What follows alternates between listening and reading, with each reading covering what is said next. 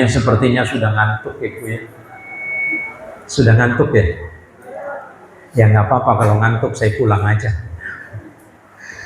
Assalamualaikum warahmatullahi wabarakatuh.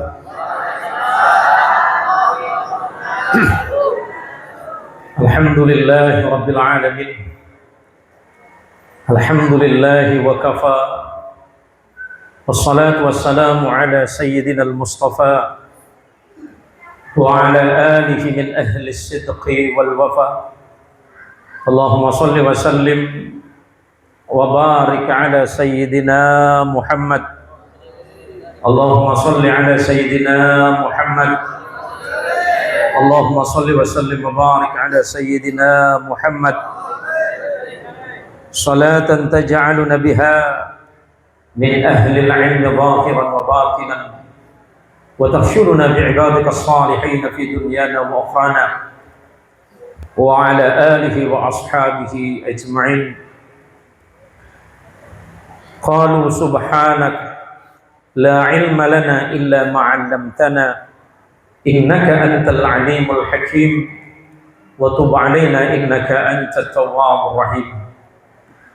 Samahatul fudala wal kiram, para alim, para alamah, para kiai, para tuan-tuan guru, para imam serta takmir masjid Nurul Huda Desa Kawat. Namanya Desa Kawat. Kalau nama desanya Kawat, penduduknya apa? Gawat berarti. Seumur-umur saya keliling Indonesia, keliling dunia, baru hari ini nemu Desa Kawat namanya, Pak. Mudah-mudahan ini tafaulan, imannya kuat seperti kawat semuanya. Ingkang kula mulyakaken, ini campur-campur mawon gitu. Nah ini karena saya dengar ini ada tiang Jawa juga ya. Ada orang Jawa juga, Pak. Tiang putih, Pak.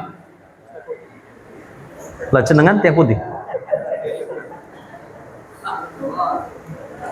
Nah, katanya Kediri, tapi kok ada di Tayan, ini bingung kula nih, Pak. Ini ada orang Jawa juga, Maduranya ada. Maduranya beda. Beda Madura. Arwadul bana Madura. Nggih. Ai Sundana aya teu?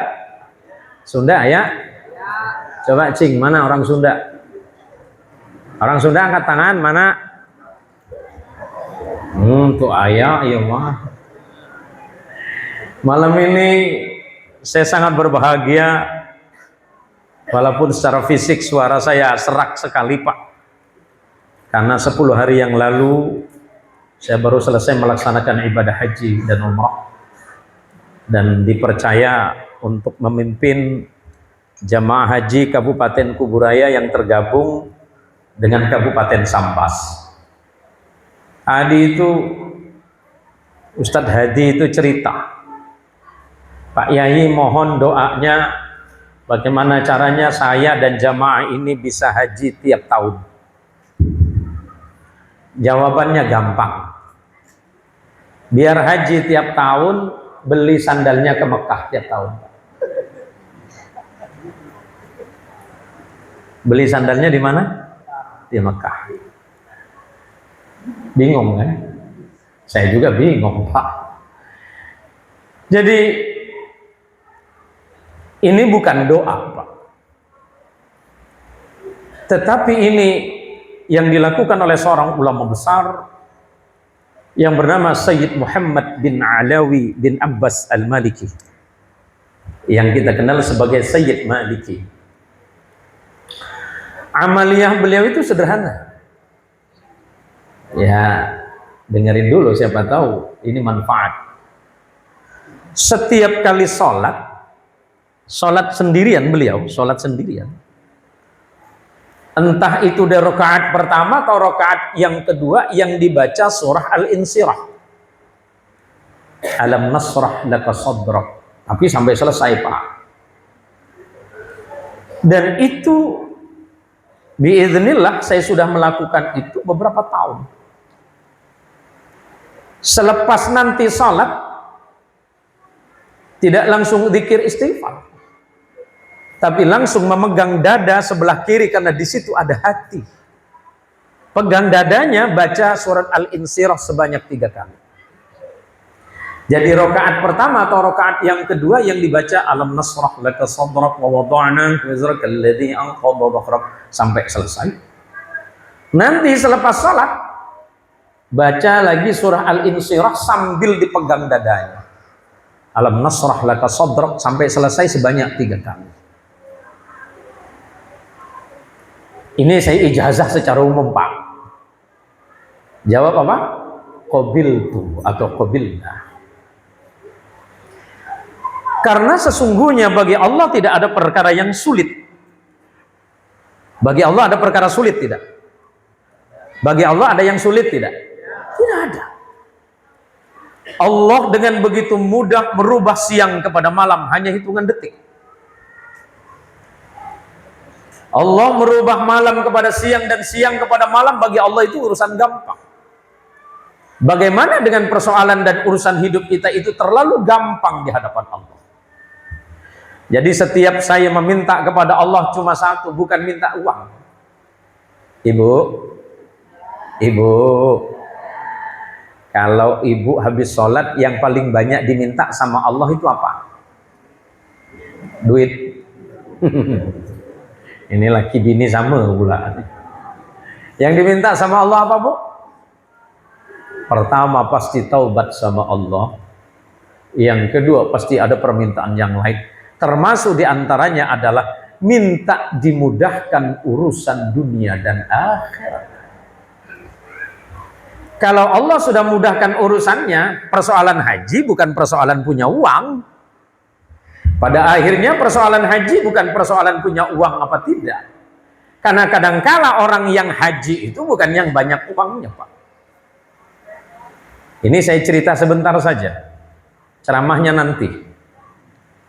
Biasanya ceramah di sini berapa menit? 2 jam. Wabillahi taufiq wal hidayah. Tadi ini sambutannya Ustadz Hadi ngancem-ngancem lagi. Saya berikan waktu kepada beliau termasuk ini seluas-luasnya.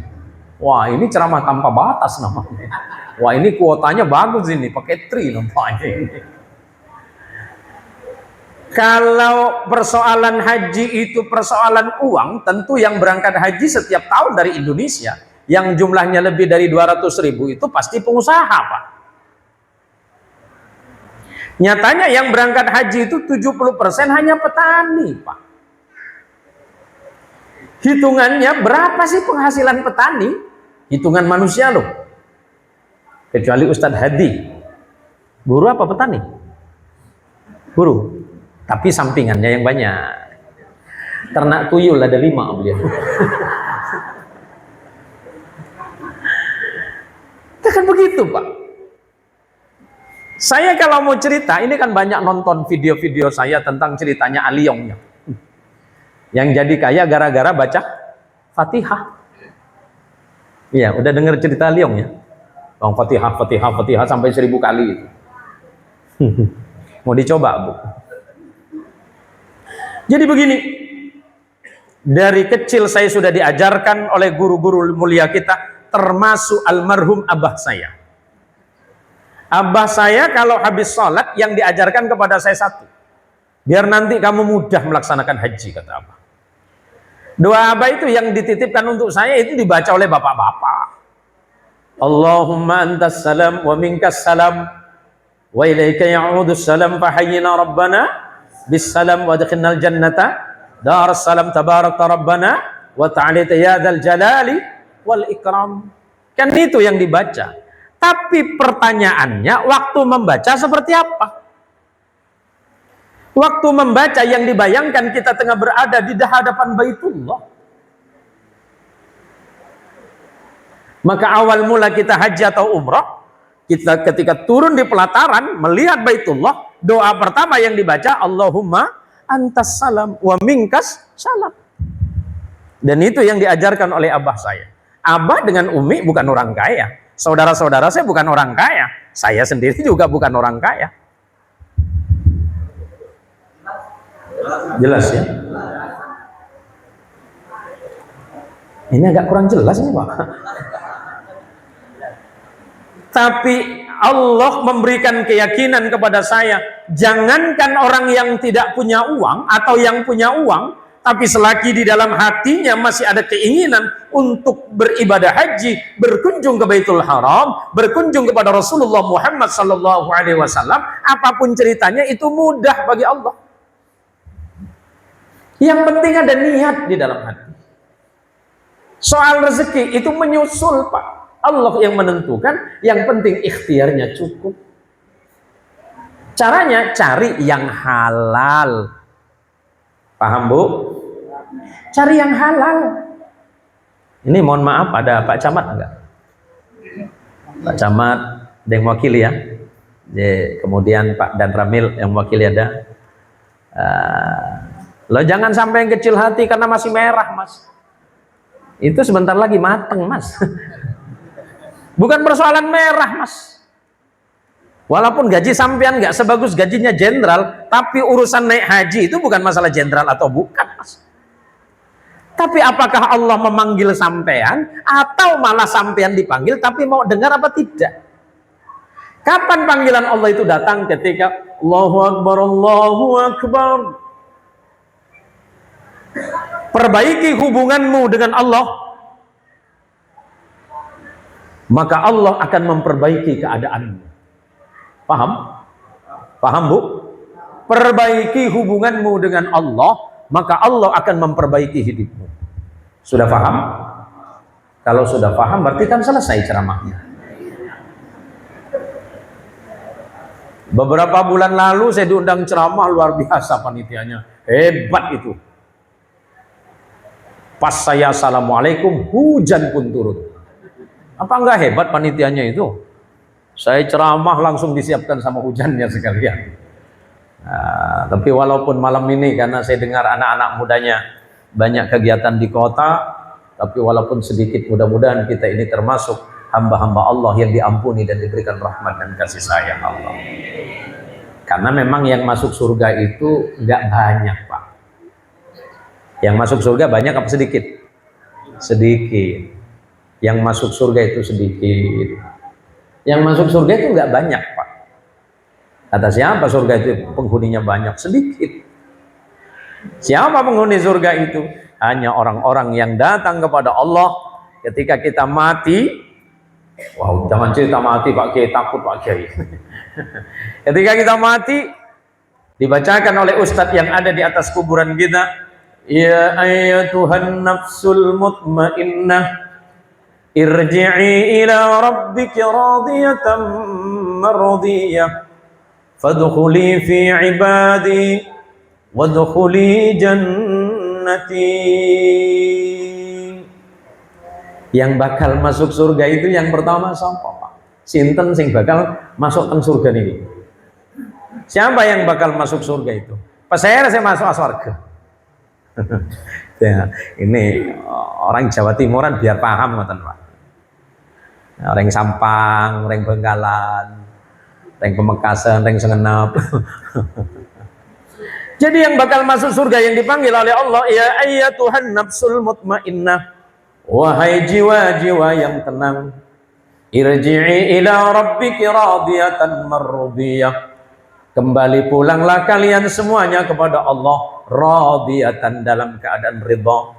Bukan Allah yang ridha dulu, tapi kita yang harus ridha terhadap Allah. Apa ridhonya kita terhadap Allah? Ridha adalah orang yang senang puas terhadap ketentuan Allah dalam hidupnya. Dikasih kaya, alhamdulillah. Dikasih miskin, suaminya sehat, alhamdulillah. Punya anak lagi, alhamdulillah. Rezekinya nambah, alhamdulillah. Suaminya kawin lagi, alhamdulillah. Ya Bu. Wadah. Yang dimaksud oleh Allah itu ridho dulu terhadap ketetapan Allah dalam hidupmu. Dikasih rezeki banyak, alhamdulillah ya Allah. Rezeki saya banyak, saya bersyukur atas rezeki. Tapi cara bersyukur atas rezeki yang banyak adalah menjadikan rezekinya itu manfaat. Rezeki banyak ada yang nggak manfaat, Pak. Ada sedikit tapi manfaat. Sedikit dia datang ke masjid, ya Allah, masjid saya AC-nya belum cukup, ya Allah. Ada AC ya? Alhamdulillah panitianya pinter juga ya, dikasih pintu besar-besar dari depan itu. Ya siapa tahu besok hasil sawit. Sawit berapa di sini harganya, Pak? Mahal ya? Berapa, Pak? 3.000. Wah, malah di kampung saya kelapa sawit 4.800, Pak. Iya, di kampung saya kelapa sawit 4.800.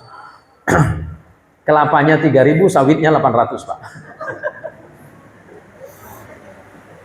Kan kelapa sawit. Orang bersyukur terhadap rezekinya dari Allah, menggunakan hartanya itu bukan kepada perkara yang haram. Ini kan malam tahun ini tentang tahun baru malam ini. Yang harus kita perbaiki adalah perbaharui iman kita, memperbarui ketakwaan kita kepada Allah. Sebagaimana sahabat pernah bertanya kepada Rasulullah, ya Rasulullah, apakah setelah tahun ini akan ada hijrah lagi? Apakah kita akan berpindah lagi dari Makkah ke Madinah dan Madinah ke tempat lain? Jawaban Rasulullah jelas, la hijrata ba'da 'ami hada. Tidak ada lagi umat Islam yang hijrah setelah tahun ini. Artinya setelah hijrahnya Nabi dan sahabat ke kota Madinah, umat Islam tidak diwajibkan lagi hijrah. Tapi bagaimana dengan hijrahnya manusia hari ini? Kan nggak mungkin kita hijrah lagi dari satu tempat ke tempat yang lain. Sahabat bertanya, ma huwal hijrah ya Rasul? Hijrah itu apa ya Rasulullah? Al-hijratu man hajara ala ma nahallahu an. Hijrah yang sesungguhnya adalah kau berpindah dari sesuatu yang dilarang oleh Allah kepada taat. Apa yang dilarang oleh Allah? Perbuatan maksiat. Tahun kemarin 1446 mungkin masih banyak maksiat. Tahun ini hijrah, pindah dari maksiat kepada taat, dari kesyirikan kepada tauhid, dari rasa marah kepada sabar, dari sesuatu yang tidak baik menjadi lebih manfaat. Para jamaah sekalian yang dirahmati Allah, malam ini tanpa kita sadari, sebenarnya kita ini sedang dilihat oleh malaikat-malaikat Allah. Dari mulai awal berangkat dari rumah, ambil air wudhu, perbaiki wudhunya, kemudian bismillahirrahmanirrahim, la haula wa la quwwata illa billah. Berangkat ke masjid, kaki kanan diangkat, kaki kiri juga diangkat. Apa kata Rasulullah, ketika kaki kananmu diangkat, maka pada saat itu dosamu Allah gugurkan satu persatu. Yang kedua, ketika kaki kirimu diangkat, derajatmu Allah angkat satu persatu. Duduknya kita malam ini bukan duduk biasa ya. Mohon maaf, saya di atas duduk seperti ini. Saya tidak merasa lebih baik dari ibu dan bapak. Cuma biar kelihatan aja sebenarnya. Allahumma sholli ala Sayyidina Muhammad. Kenapa malam ini? Apa kata Allah dalam Quran? Allah mengingatkan, wal tandur nafsum ma qaddamat lighad. Lihatlah kejadian hari kemarin, masa-masa yang telah lalu, setahun lalu, sebulan yang lalu, seminggu yang lalu, sehari yang lalu, atau jangan-jangan tadi pagi. Kita jadikan apa yang terjadi tadi pagi itu sebagai bahan renungan muhasabah diri. Alhamdulillah ya Allah, pagi ini saya sehat. Tapi apakah nanti sore saya sehat ya Allah? Malam ini kita sehat Pak, tapi apakah besok pagi kita masih hidup? Nggak ada yang tahu. Ketua LPTQ namanya siapa? Siapa? Ahmad Fauzi. Yang mana? Oh iya. Agak ngeri-ngeri, sedap juga ini. Sehat beliau malam ini. Nggak ada yang tahu Pak. Besok pagi ada pengumuman di Masjid Besar Nurul Huda. Desa Kawat, Kecamatan Tayan Hilir. Inna lillahi wa inna ilaihi raji'un. Telah berpulang ke rahmatullah Ketua LPTQ. Masih Ustaz? Masih Ketua LPTQ? Ya, tapi masih Ketua LPTQ kan? Ini kan tujuannya LPTQ ini. Ustadz Ahmad Fauzi. Kan nggak ada yang tahu, Pak. Sudah siap belum? Kalau nggak siap, boleh geser sebelah. Kan ada Ustadz Hadi. Ustadz Hadi nggak siap, Ustadz sebelah. Siapa itu? Ustadz siapa? Hah? Haji Agus. Tapi yang lebih siap kan biasanya tentara, Pak. Mana ada tentara tidak siap? Siap terus. Benar pun ngaku salah. Siap salah. Siap salah. Hati-hati Babinsa. Suatu masa Pak, aman Pak, aman. Jangan main peluru gitu dong. Suatu masa Rasul Shallallahu Alaihi Wasallam diriwayatkan oleh sahabat sekaligus murid terbaik beliau dan paling faqih di dalam hal ilmu fikih, namanya Abdullah bin Umar. Abdullah bin Umar bin Khattab, sekaligus adik ipar. Karena Rasulullah menikahi putrinya Umar bin Khattab, namanya Hafsah. Jadi Abdullah bin Umar ini saudaranya Hafsah, ipar sekaligus sahabat. Rasulullah diceritakan oleh sahabat Abdullah bin Umar, akhadha Rasulullah sallallahu alaihi wasallam bimankibi. Suatu masa Rasulullah sallallahu alaihi wasallam itu menyentuh atau memegang pundakku. Wa qala, dan berkata Rasulullah, kun fid dunya ka'annaka gharibun aw 'abiru sabil. Ya benar Umar, hiduplah engkau di dunia itu seperti orang asing. Apa itu orang asing? Kita ini nggak lama di dunia ini, hitungan kita hidup nggak lama. Kita hidup ini kan sebentar, Pak. Ya paling sepuh di antara kita ya paling 70-an. Sebab kata Rasulullah, hasadu ummati baina 60 wa 70. Umur di antara umatku itu antara 60 sama 70 tahun. Enggak lebih. Jadi kalau yang ngerasa hari ini umurnya 60, ya berarti lampunya udah kedap-kedip. Ya tinggal hitung saja, Pak. Tapi yang muda kan bisa mati. Iya sama aja. Kan mati nggak nunggu umur, Pak. Malaikat nggak tanya, fulan, kamu sudah taubat apa belum? Kalau belum taubat, taubat dulu, gini, nanti baru saya cabut. Enggak. Malaikat juga tidak bertanya, berapa usiamu? 20. Malaikat, wah masih muda. Ini tadi sopir saya mana itu? Bang Dias, mana Bang Dias? Enggak nanya itu malaikat. Malaikat juga tidak nanya, udah sholat isya belum? Belum. Kalau belum, sholat dulu, Bu. Nanti baru saya cabut. Ibu, halo Ibu, kurangi gosip. Takut pas lagi ngegosip, iya ya, cabut nyawanya. Belum sempat tobat. Yang lucu, ibu-ibu kalau di kota sekarang ada gosip namanya gosip syar'i. Kok bisa Ustaz nggak gosip sambil istighfar? Biar nggak terlalu dosa-dosa amat katanya.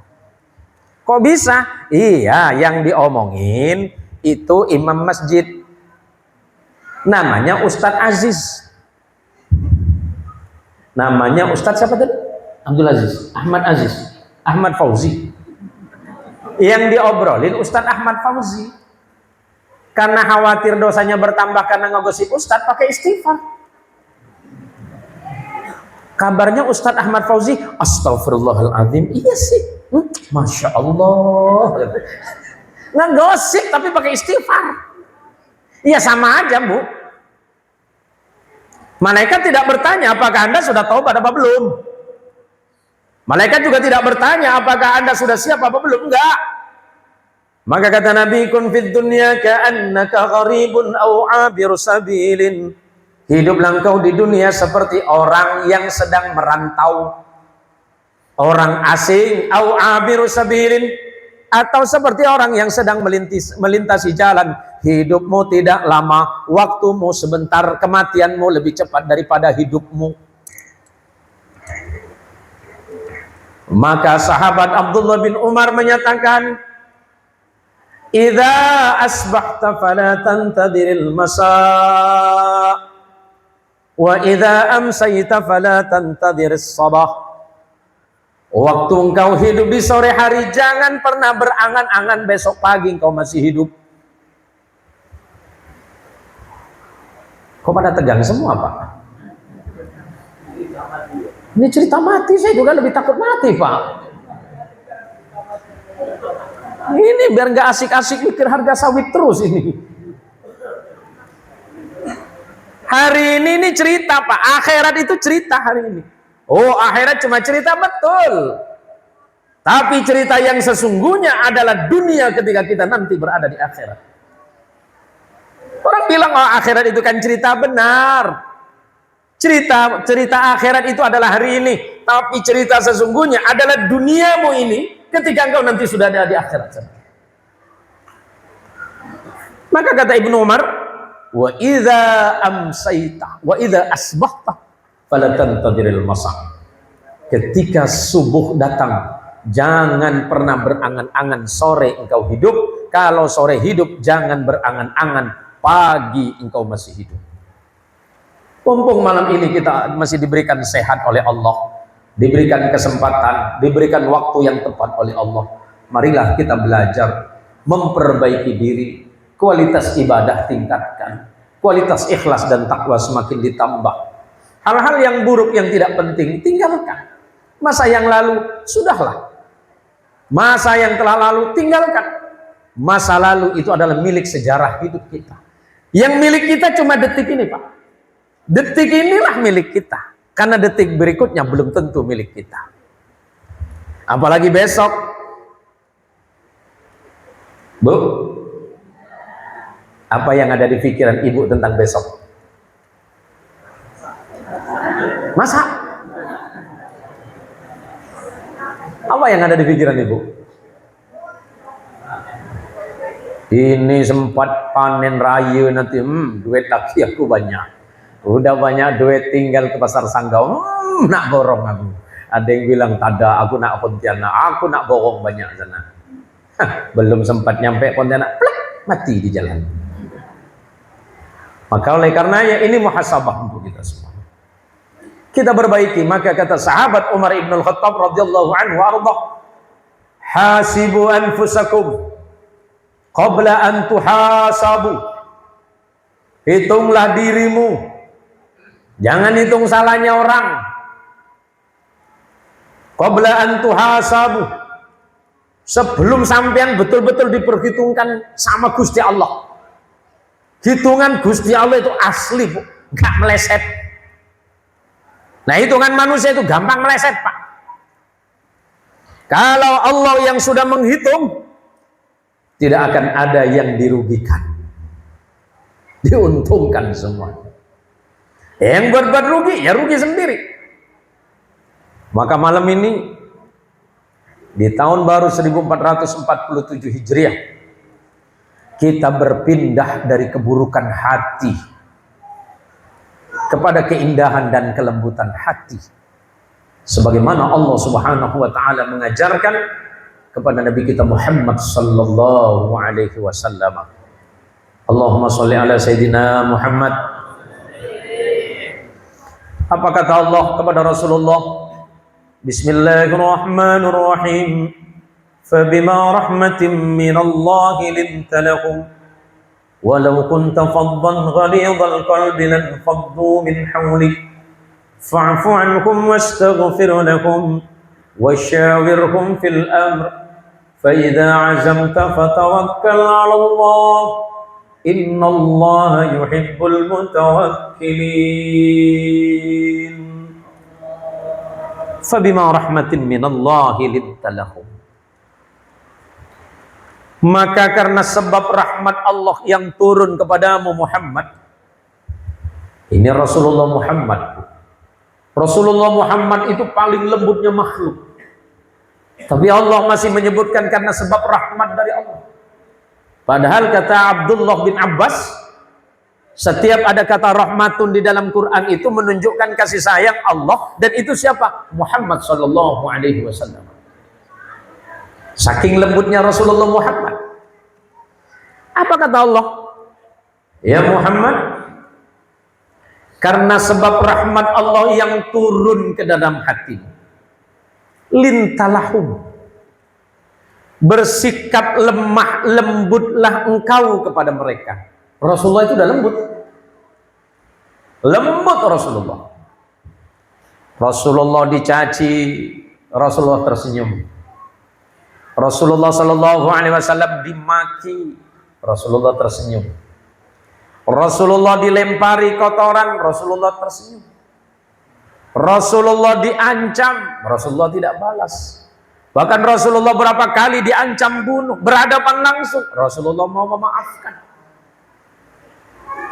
Coba bayangkan Pak, yang pernah haji dan umrah insya Allah tahu jarak antara Makkah ke Madinah. Jarak Makkah Madinah itu 600 km Pak. Kalau dari Pontianak itu lepas Sintang, Putus Sibau. Rasulullah dari Makkah ke Madinah hijrah itu didampingi oleh sahabat Abu Bakar itu 600 km. Bukan pakai mobil, nggak ada mobil pasti. Rasulullah pakai kendaraan biasa, itu pakai kuda. Bahkan Ba'dal Kil menyebutkan pakai unta. Tidak jalan lurus seperti sekarang Pak. Jalan lurus sekarang dari Makkah Madinah pakai mobil dengan kecepatan 120 km per jam, 5 jam nyampe. Rasulullah hampir kurang lebih 1 minggu, karena Rasulullah menyusiri jalan, bukan jalan utama, jalan pinggiran Pak, untuk menghindari kejaran kafir Quraisy. Apakah Allah tidak membantu Rasulullah? Bisa Pak. Apakah Rasulullah takut kejaran kafir Quraisy? Bukan. Karena Allah ingin mengajarkan tentang makna perjuangan, bahwa berjuang ya harus sabar. Ustadz Ahmad Aziz di LPTQ harus sabar. Mimpin organisasi LPTQ kecamatan, kalau nggak sabar nggak bisa, karena uangnya nggak ada. Waduh, serius ini kayaknya nggak ada bener ini duitnya. LPTQ nggak ada duitnya Pak. Betul Ustaz? Pak Kiai kok tahu? Ya tahu, karena saya juga pernah di situ. Nggak ada duitnya, maka dituntut sabar. Jangankan cuma kita umatnya, jangankan cuma Ustadz Ahmad Aziz, Rasulullah dididik sabar oleh Allah. Jadi imam masjid harus sabar. Siapa imam masjid kita? Ustadz Hadi. Kalau sholat subuh penuh kita ini, penuh di luar semua, bukan sampai keluar ya, di luar semua. Muazzin harus sabar. Siapa yang muazzin? Siapa yang tukang azan? Merangkap juga. Imam plus makmum. Alhamdulillah kemarin tahun ini saya dapat karunia besar dari Allah. Di sela-sela saya melaksanakan haji serta membimbing haji jamaah serta umrah, saya diizinkan oleh Allah bertemu langsung dan didoakan secara khusus oleh muadzin Masjidil Haram, Syekh Ali Mullah, yang suaranya itu yang luar biasa, di usia 80 tahun Pak. Beliau itu rupanya jadi muadzin itu sudah di atas 40 tahun di Masjidil Haram itu. Jadi ada beberapa foto saya didoakan lama sekali oleh beliau, oleh Syekh Alimullah. Jadi ternyata kuncinya cuma sabar, kata beliau. Kuncinya jadi muadzin itu adalah bahwa kita merasa betul-betul dipanggil oleh Allah. Coba contoh paling mudah, Pak Babinsa saja dipanggil oleh Dan Ramil, cepatnya luar biasa, macam peluru itu lari. Apalagi dipanggil nanti oleh Pak Dandim, apalagi nanti dipanggil oleh Pak Pangdam, apalagi dipanggil oleh Panglima TNI, kan lebih apa, kau tahu Melayu, bedesot dia lari itu, bedesotnya tuang ketapang bedelas dia. Tapi pernah nggak kita dipanggil oleh Allah itu bedelas, Pak? Pernah nggak kita dipanggil azan subuh itu bedesot kita lagi itu? Cus. Ada? Ada. Yang kasihan muadzin. Kan ada waktu jeda tuh 10 menit. 10 menit apa 15? 10 sampai 15 menit. Selesai azan normal. Assalatu wassalamu alaika ya Rasulullah, sambil nunggu jamaah. Assalatu wassalamu alaika ya Rasulullah, assalatu wassalamu alaika ya Habiballah. Menit ketiga celingak-celinguk, kok sepi ya? Suara mulai pelan. Assalatu wassalamu alaika ya Rasulullah. Nengok belakang udah menit ke-7, tak ada yang datang. Makin kecil dia punya suara.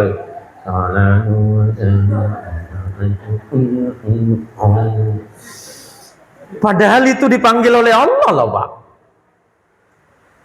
Sementara di lain waktu kita berdoa sama Allah, ya Allah, saya lagi susah, ya Allah, tolonglah rezeki saya, ya Allah. Didengar sama malaikat, pret gitu. Kemarin kamu dipanggil sholat subuh, kamu nggak datang. Padahal pembagian rezeki waktu subuh. Malaikat nyari-nyari.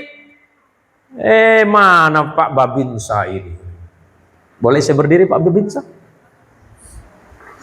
Malaikat datang. Siap.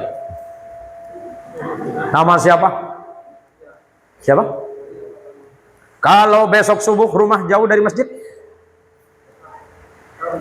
lebih baik mendengar azan apa malaikat maut?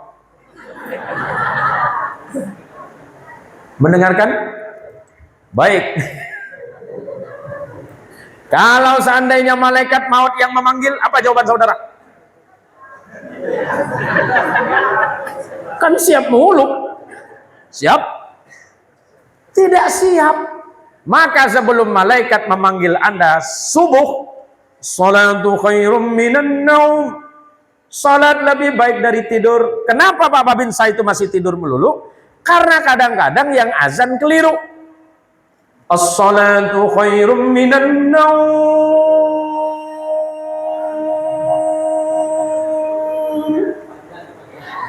Salat lebih baik dari tidur. Saya berharap besok Babinsa yang azan di sini. Kita tunggu. Siap? Terima kasih. Pak Babinsa besok dengerin. Azannya Babinsa beda, Bu. Karena sudah terbiasa dengan siap. Allahu Akbar, Allahu Akbar. Wah, itu yakin yang azan itu Babinsa itu. Perbaiki hubungan Anda dengan Allah. Maka pangkat Anda akan dinaikkan oleh Allah Subhanahu wa taala. Bukan cuma pangkat yang di sini, tapi pangkat ketakwaannya di sisi Allah Subhanahu wa taala. Kita ini mendengar panggilan Allah itu lama loading. Ibu lah jangan jauh-jauh. Misalnya besok mak-mak subuh ya. Ini yang bekat subuh nih.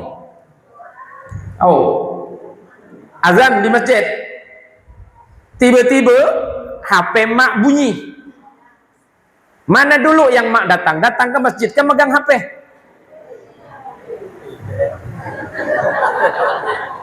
Emang tak betul bini abahan. Serius, Bang. Bagian susah ngadu sama Allah. Coba tanya sama orang-orang yang biasa memakmurkan masjid. Tenang nggak hidupnya? Tenang apa tidak kalau kita makmurkan masjid? Satu detik kehidupan kita di masjid itu tidak bisa ditukar dengan apapun di dunia ini. Satu rakaatmu ketika sujud kepada Allah, apakah bisa dibandingkan dengan dunia dan isinya? Enggak mungkin. Ketaatanmu kepada Allah dalam 1 jam, apakah bisa ditukar dengan apapun di dunia? Enggak ada. Maka kata Rasulullah sallallahu alaihi wasallam, rakaataini minal fajri khairum minad dunya wa ma fiha. Salatmu 2 rakaat di waktu fajar lebih baik dibandingkan dengan dunia dengan seluruh isinya. Tapi kenapa masjid kita masih sepi? Tak caya. Tapi coba pagi-pagi besok Pak Babinsa kasih pengumuman depan masjid, ibu-ibu yang salat subuh berjamaah, kami persiapkan sembako 10 kilo beras, minyak 5 kilo, gula 5 kilo. Masjid penuh enggak? Mulai besok coba.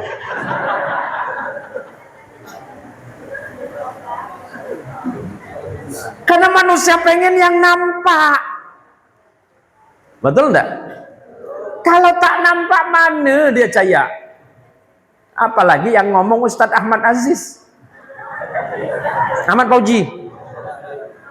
Kata Ustadz Ahmad Fauzi zaman pengajian, orang yang sholat ibadahnya tekun pasti rezekinya banyak. Percaya enggak kau nong? Mana? Ngapa pula dia seorang jak miskin? Bukan itu. Selagi orang di dalam hatinya masih syukur kepada Allah, dialah orang kaya sesungguhnya.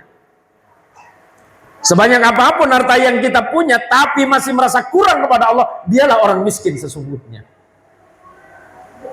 Orang kaya itu, ketika dia diberikan sesuatu oleh Allah, alhamdulillah ya Allah, Engkau berikan aku hari ini nikmat yang berlebih. Walaupun mungkin ini tidak cukup untukku, tapi apa salahnya aku bahagi kepada orang lain. Dialah orang kaya yang sesungguhnya.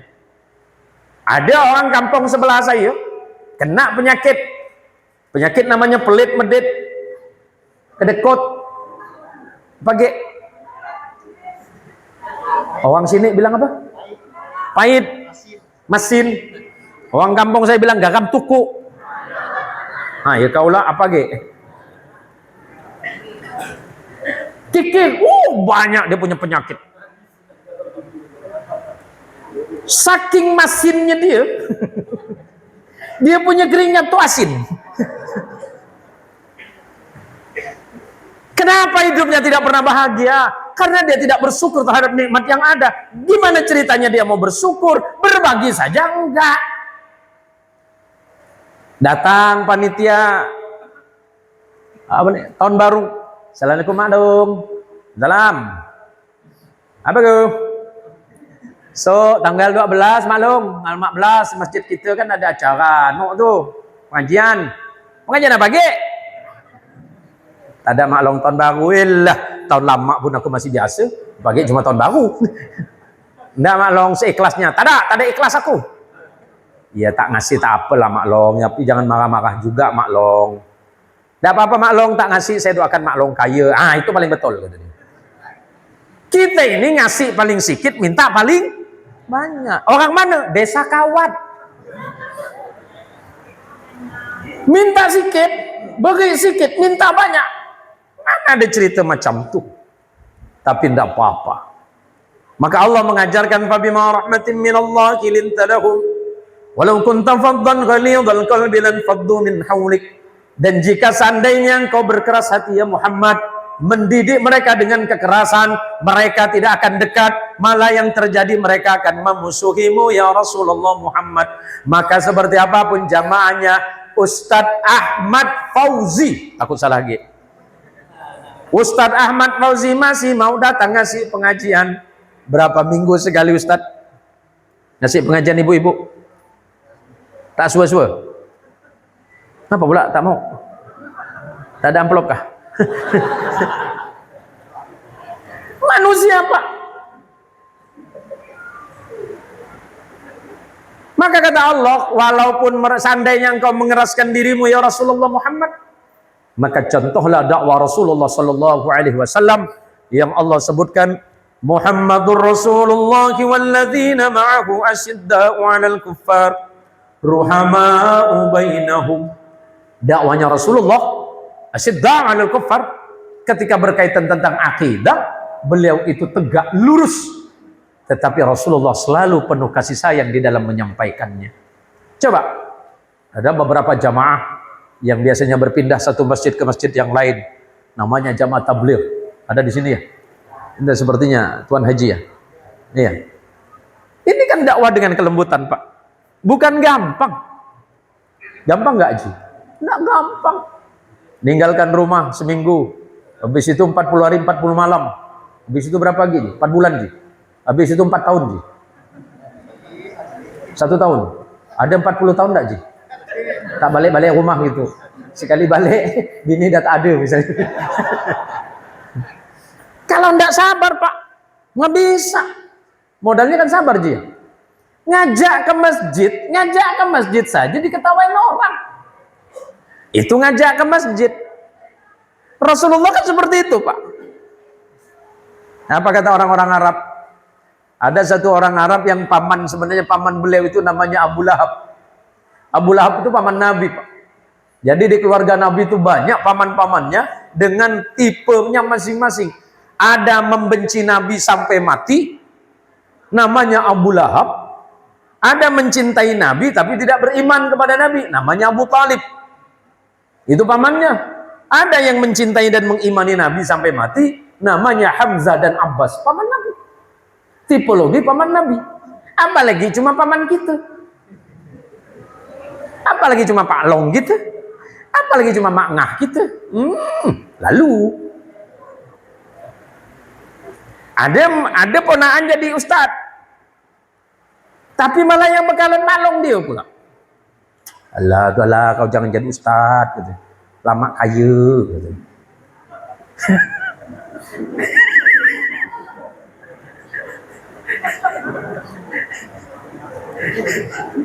Ini yang dua nih kayaknya. Ustad Hadi. Pernah dikata macam tuh? Pernah kejadian? Pernah enggak? Mana orang yang ngomong macam itu? Maka kata Allah, "Walau kunta faddan ghalidhal qalbi lan faddu min hawlik fa'fu anhum." Maafkan mereka ya Rasulullah Muhammad. Nih, dengan Bapak siapa? Mas Pri. Orang Jawa ya? Oh, kok namanya Mas? Oh, Mas Pri. Kirain panggilnya Mas Pri gitu. Oh, namanya Mas Pri. Sebelahnya siapa namanya? Suherli. Suheri. Pernah minta maaf sama sebelah enggak? Enggak pernah? Sombong kali kau. Suruh minta maaf pun tak mau. Coba, pernah minta maaf sama istri enggak? Kapan? Lupa. Laki macam apa lah. Minta maaf dengan bini pun susah betul. Mas Pri, pernah minta maaf sama istri? Pernah. Salahmu apa? Salahmu apa? Lupa. Itulah manusia. Sama salahnya sendiri lupa. Tapi salahnya orang diingat. Iya. Luar biasa sampean Mas. Hebat sampean. Sama dengan saya Mas. Bu, Ibu pernah minta maaf sama suami? Pernah? Serius? Kapan? Allahu Akbar. Rupa lebih tak betul lagi bini bapak nih. Minta maaf dengan laki cuma lebaran. Emang salah mak cuma lebaran ke apa? Minta maaf terus malah diolok-olok Pak Ustaz. Ini Bu, Nabi itu orang sebelum meminta maaf, Nabi sudah memaafkan. Sebelum orang itu meminta maaf kepada Nabi, Nabi sudah melupakan. Kita berani nggak seperti itu? MC, serius? Yang sebelah pernah buat salah enggak? Enggak pernah. Sekali-sekali lah buat salah. Loh, manusia itu Bu, kecenderungannya adalah mengingat salahnya orang. Lah kesalahan sendiri kan nggak pernah dihitung. Kalau manusia itu cenderung melihat kesalahan pada dirinya, insya Allah dia akan lebih baik hidup. Berarti dia memandang orang lain dengan pandangan kebaikan, dia selalu husnudzon terhadap orang lain dan kemudian menyalahkan dirinya. Nah, bagaimana kalau sifat itu kita kembalikan kepada Allah? Allah terus yang kita salahkan. Kasih hujan, salah. Walau hujan tak hujannya. Allah baik. Udahlah kata Allah, desa Kawat nih banyak apa ngedumel niku bahasa Tayan niku napa? Ngomel mulu, hujan mulu. Hujan meneh. Ya udah Allah baik. Dah berhenti hujan. Allah turunkan panas, kemarau. Ngeluh lagi. Wah, macam mana ceritanya ini? Sawit jadi kecil-kecil. Malah panas ya. Kemarin hujan. Allah masih baik. Allah turunkan hujan panas. Tak ada yang keluar pula. Nggak pula antu. Antu panas. Benarnya Allah di mana di mata makhluk itu? Karena Allah terus yang disalahkan oleh makhluk. Padahal Allah berikan kesempatan terus, Fulan bin Fulan, jamaah Masjid Nurul Huda, walaupun subuh ini kamu belum sholat, tapi aku tunggu zuhurmu. Zuhur belum nongol, ditunggu asar. Asar belum datang, maghrib masih ditunggu oleh Allah. Maghrib belum datang, isya masih ditunggu. Ternyata selama 1 minggu tak datang-datang, nongol-nongolnya Idul Fitri. Tapi apakah Allah marah dengan itu? Enggak. Allah masih selalu memberikan kesempatan kepada setiap makhluk. Allah berikan kesempatan kepada manusia selagi dia masih mau bertaubat kepada Allah. Innallaha yaqbalu taubatal 'abdi ma lam yughargir. Allah itu pasti menerima taubat seorang hamba selagi nyawa tidak berada di ujung tenggorokannya. Dosa apa kita ini terhadap Allah? Banyak. Apa kekeliruan kita kepada Allah? Sangat banyak. Dan yang paling banyak kita lalai adalah syukur terhadap Allah, dan itu kemudian dikategorikan sebagai kufur nikmat. Mengingkari nikmat. Contoh paling mudah, mak kita lah, pak. Kasih 100.000. Kemarin 200. Sekarang kurang lagi. Aku curiga nih, kata dia. Kasih 300, alhamdulillah. Besok kasih 150, ngeluh lagi. Itulah manusia. Manusia tidak pernah puas dan tidak akan pernah cukup dengan keadaannya hari ini. Maka kekayaan yang sesungguhnya adalah ketika kita merasa dengan kekayaan itu, itulah nikmat Allah yang sesungguhnya dalam hidup kita. Apa yang mohon maaf, apa yang kita makan hanya akan menjadi sampah. Yang kita bangun menjadi rumah, 5 tahun, 10 tahun, 50 tahun akan hancur oleh waktu, walaupun tidak dihancurkan. Investasi kita yang ada di bank 100-500 juta atau berapapun, mohon maaf, kita mati akan menjadi perebutan anak-anak cucu kita. Kita punya sawah ladang yang luas, salah kelola hanya akan menjadi perdebatan kakak adik. Yang paling penting adalah bagaimana kemudian harta itu bisa kita bawa mati, bukan berupa bentuk materi. Nanti kalau mak mati tolong bawakan sepeda motor sekalian mobil ya. Bukan itu. Titip di masjid, titip di madrasah, titip di pondok pesantren, titip di tempat pendidikan Islam. Tabungan kita itu yang sebenarnya. Nanti di akhirat tinggal kita ambil, kita petik buahnya. Ustadz, mending banyak apa sedikit kita ngasih? Terserah ibu. Banyak monggo, tapi Ustadz saya belum ikhlas. Nggak apa-apa, ikhlas mengikutin. Nggak mungkin ibu ngasih langsung ikhlas, pasti ngasih pertama tes dulu. Betul enggak kata Pak Ustadz Ahmad Fauzi?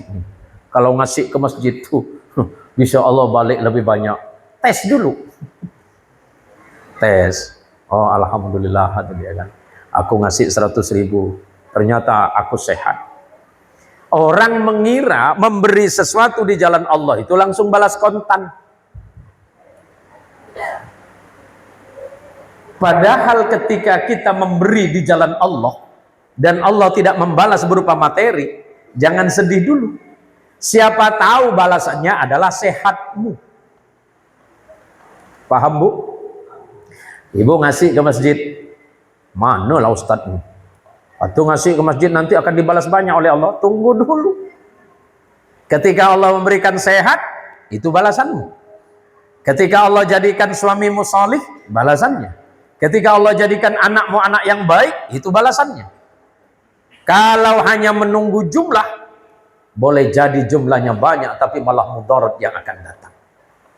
Maka balasan Allah terhadap kebaikan-kebaikan hidup kita jangan dinilai berapa jumlah yang Allah balaskan untuk kita, tapi lihat seberapa bahagianya hidup kita hari ini.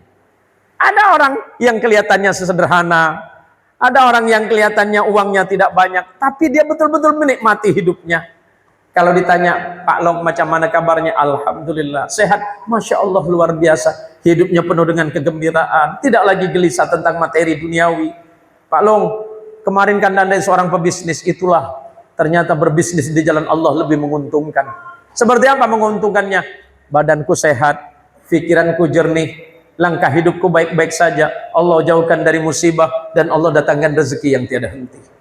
Ada orang yang banyak bersedekah. Ada orang banyak yang berbuat, balasannya beda. Maka setiap kebaikan yang kita berikan di jalan Allah, Allah akan menjawab dengan balasan yang tidak akan sama.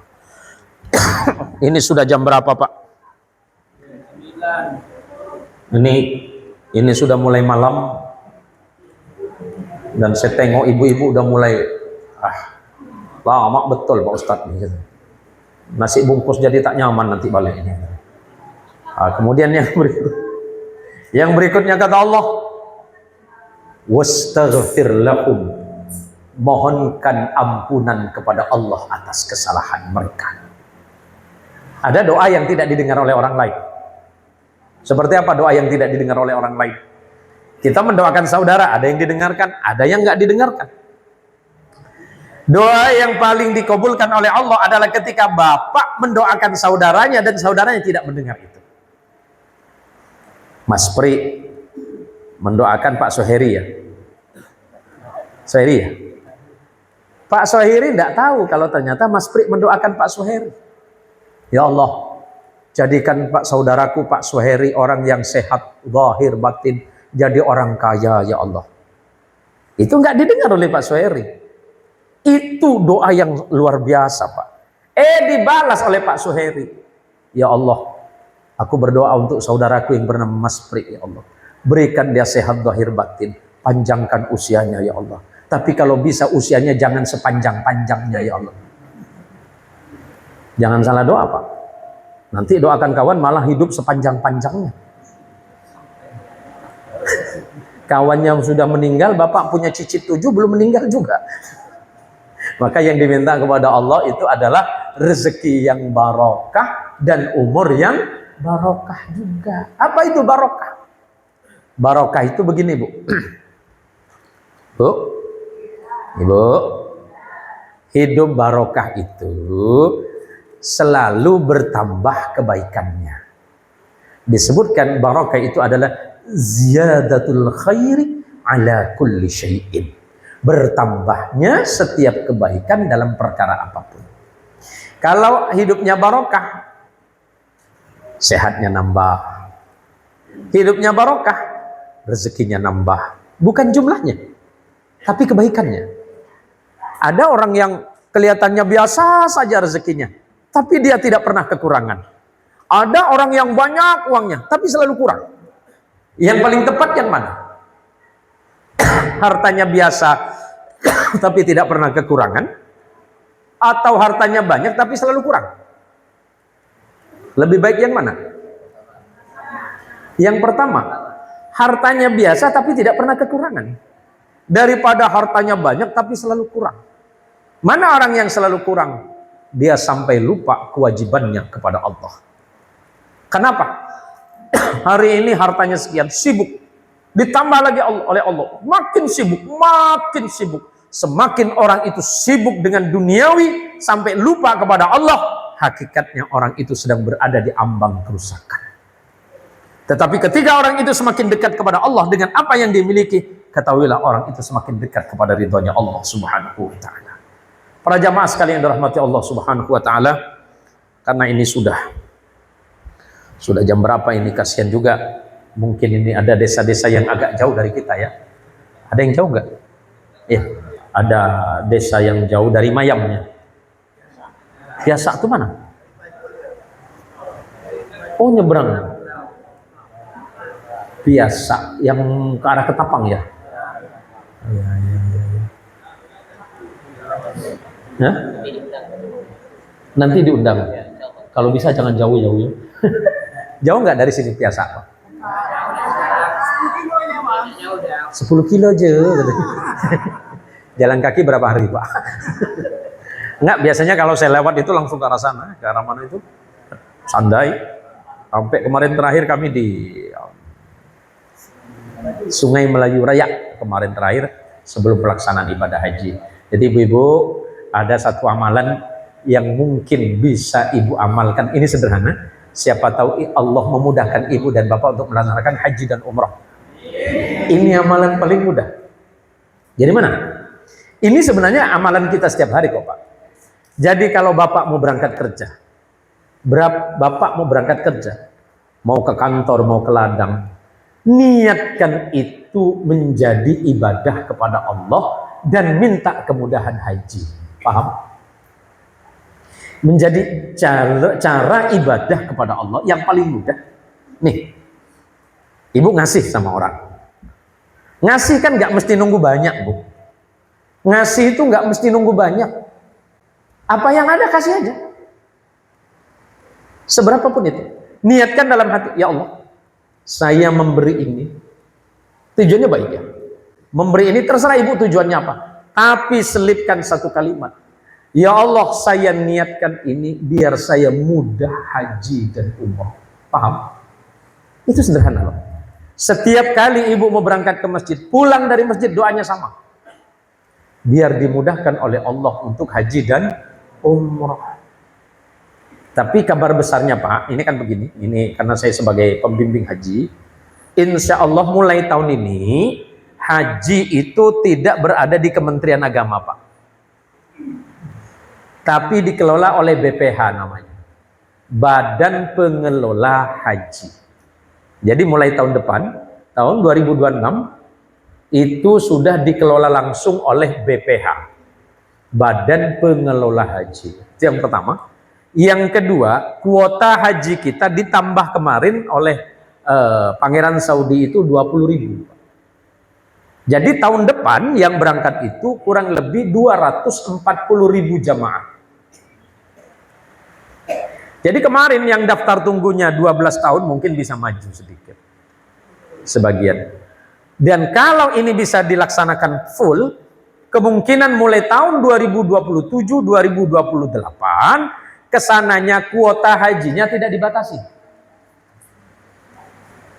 Tergantung nanti ya. Ini bagi ibu dan bapak yang sudah menabung, insya Allah mulai 2027-2028 ke sana, tidak lagi ditentukan berapa ratus ribu lagi. Karena Masjidil Haram yang sedang direnovasi itu hampir selesai. Hampir selesai dan inilah kehebatannya Allah Pak. Masjidil Haram, teras baru yang baru ditambah itu mampu menampung 700.000 Pak. Itu terasnya Pak. Teras sebelah kanan itu. Kalau dari sini Pasar Seng kata orang itu. Ada yang mengatakan itu Si'im Amr. Itu hampir selesai dan kemungkinan mampu menampung 700.000 jamaah haji. Insya Allah ke depan Masjidil Haram sudah mampu menampung kurang lebih 3 juta. 3 juta jamaah dalam masjid sekaligus. Kemudian kalau di Arafah tempat wukuf itu kan tidak masalah tempatnya. Karena luas. Mau berapa puluh juta manusia juga menampung. Tapi yang masalah kan di Mina. Karena memang penampungan di Mina kan kecil. Rencana ke depan itu akan dibangun sekitar 8 lantai. Untuk memudahkan orang melempar jumrah. Lempar jumrah kan cuma 3 lantai hari ini. 1, 2, dan 3. Insya Allah ke depan ada 5 lantai. Untuk menambah. Jadi insya Allah ke depan jamaah haji Indonesia itu lebih cepat, Pak. Karena rata-rata sekarang daftar tunggu kita kan antara 15 sampai 20 tahun itu. Sekarang bandara haji itu cuma 2, Jeddah dan Madinah. Insya Allah ke depan bandara Taif akan dibuka untuk memudahkan akses haji. Kalau ini dibuka, kemungkinan haji itu bukan 40 hari lagi, tapi bisa berkurang sampai 30 hari. Ya, karena yang pelaksanaan haji itu kan cuma 7 hari sebenarnya. Ya. Mulai dari tanggal 8 sampai persiapan wukuf kan 9, 8, 9, tanggal 8, 9, 10, 11, 12, 13, 14 kita pulang. 14 itu pulang ke hotel, berarti 1 minggu saja. Dan mudah-mudahan ibu-ibu dan bapak-bapak ingat tadi pesan saya pertama, kalau sholat lagi sendirian, rokaat kedua itu baca surah Alam Nasrah. Coba Alam Nasrah, dan nanti selepas sholat kemudian baca Alam Nasrah sebanyak 3 kali, pegang dadanya dan minta kepada Allah dimudahkan urusannya. Kalau yang pengen dimudahkan urusan haji, minta itu saja. Jadi saya didik keluarga saya seperti itu. Kalau minta sama Allah jangan muter, Pak. Yang diminta banyak. Ya Allah, mudahkan rezeki. Kedua, banyakkan uang. Yang ketiga, naikkan jabatan. Yang keempat, apa lagi, Pak? Banyak bini, kata dia. Jangan, Ustaz, enggak boleh, Ustaz. Banyak permintaannya. Permintaan kalau ibu pengen haji, pengen umroh, jangan banyak-banyak. Ya Allah, mudahkan saya haji dan umroh. Udah. Jangan muter. Ya Allah, pengen kaya, pengen banyak uang, pengen mudah haji, pengen mudah umroh. Kebanyakan, Pak. Walaupun Allah pasti mendengar, pasti. Pasti Allah mendengar. Tetapi lebih mudah difokuskan saja. Jadi kalau ada orang nanya, Ustadz haji dan umrah berapa kali? Wallah, saya lupa. Tetapi yang saya ingat, modal saya cuma segini. Berapa ini? 0 rupiah. Dari mana caranya Ustadz bisa berangkat haji dan umrah berkali-kali? Bisnis saya cuma sama Allah. Bisa paham? Bisnis saya cuma sama Allah.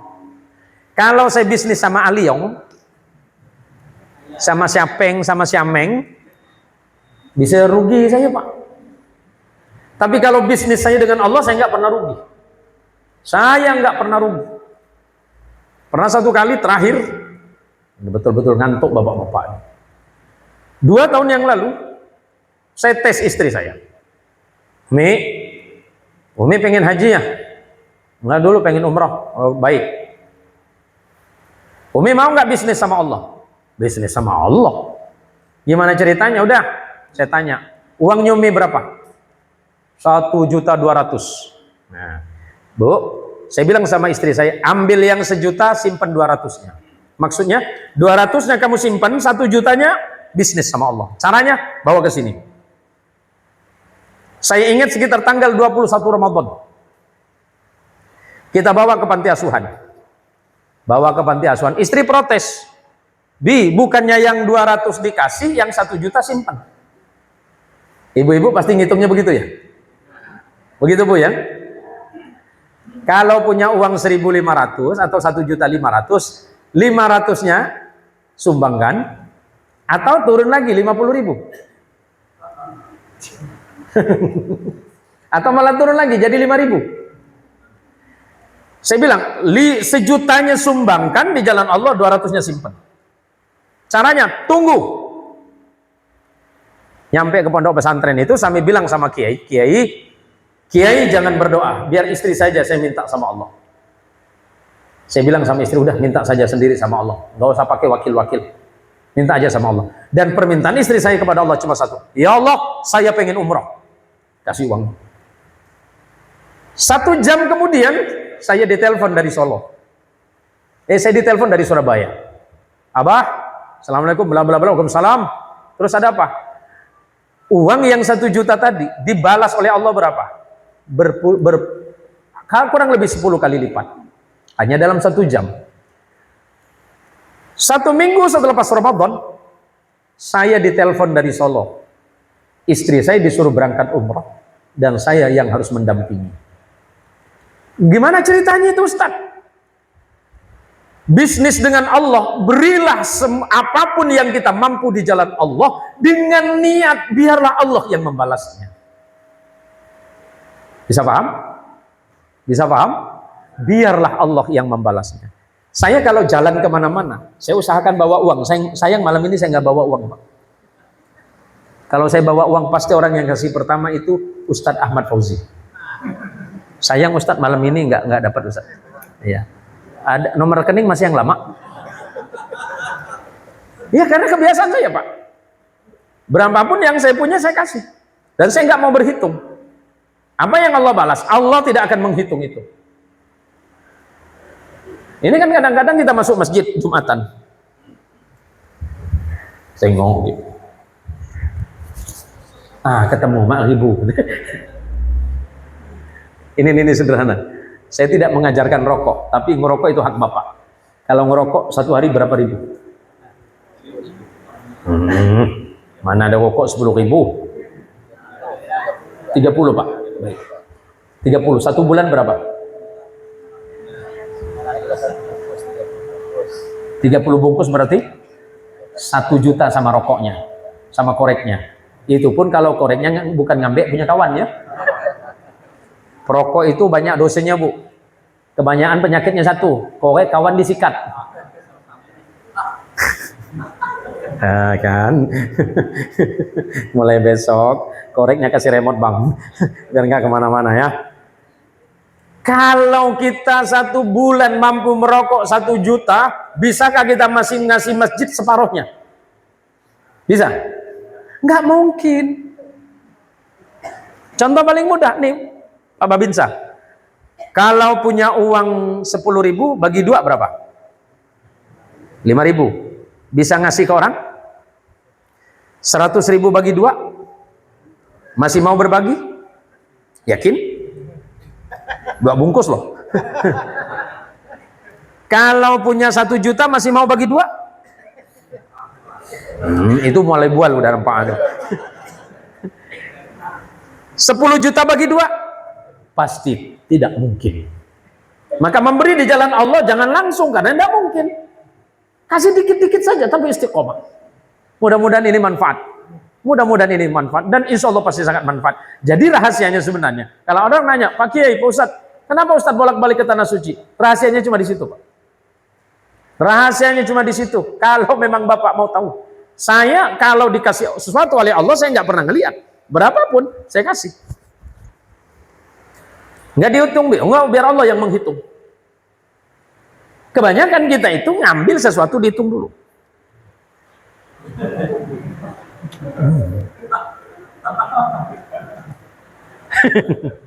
Ngasih ke Ustadz Ahmad Fauzi hari Jumat masih minta kembalian. Ada kembaliannya Ustadz? Ngasih ya ngasih aja. Saya biasakan istri dan anak-anak saya. Karena Allah pasti membalas dengan tanpa perhitungan. Ini saja yang dapat saya sampaikan. Mudah-mudahan ini manfaat buat ibu-ibu. Jadi mulai besok ibu-ibu jangan biasakan beli kulkas yang paling besar. Semakin besar kulkasnya semakin